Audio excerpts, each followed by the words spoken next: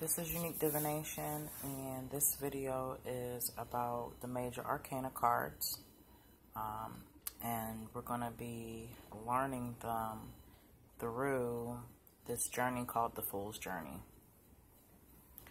The Fool's Journey is a metaphor for the journey through life.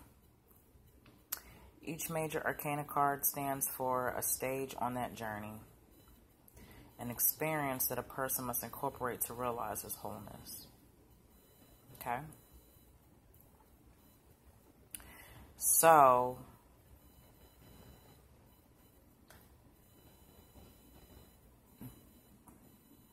there are 22 cards in the major arcana.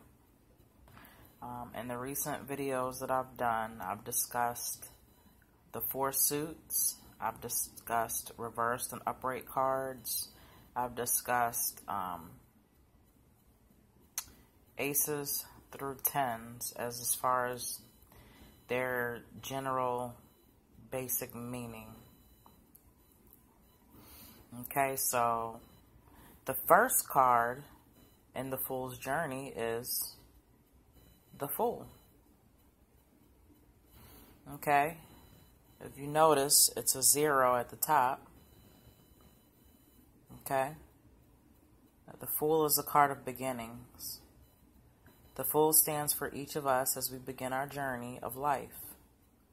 He is a fool because only a simple soul has the innocent faith to undertake such a journey with all of its hazards and pain. At the start of his trip, the Fool is a newborn, fresh, open, and spontaneous.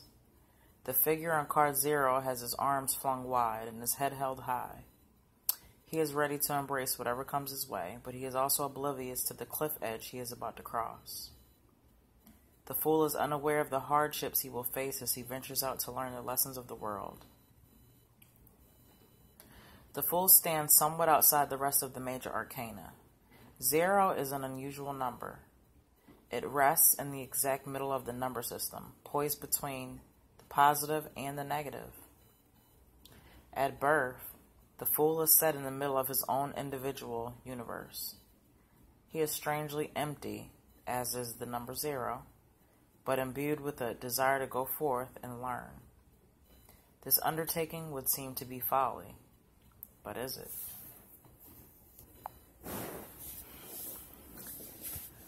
On setting out, the Fool immediately encounters the Magician and the High Priestess, the great balancing forces that make up the perceived world.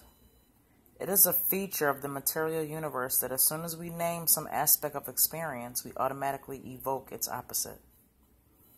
The Magician is the positive side. He represents the active, masculine power of creative impulse. He is also our conscious awareness. The Magician is the force that allows us to impact the world through a concentration of individual will and power. The High Priestess is the negative side. She is the mysterious unconscious. She provides the fertile ground on which creative events occur. The High Priestess is our unrealized potential, waiting for an active principle to bring it to expression.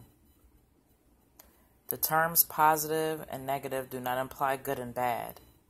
These are human distinctions that do not apply in the tarot.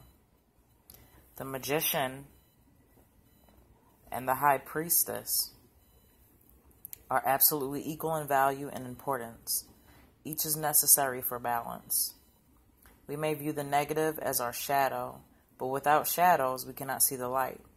And without a ground of potential, we cannot create.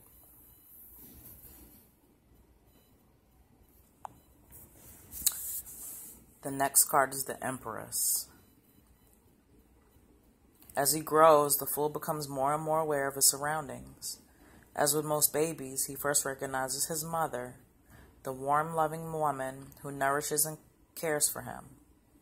He also comes to know Mother Earth, who nurtures him in a larger sense. The Empress represents the world of nature and sensation.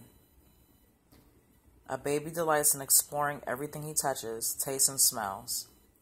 He cannot get enough of the sights and sounds that enchant his senses. It is natural to delight in the abundant goodness of Mother Earth, who surrounds us with her support.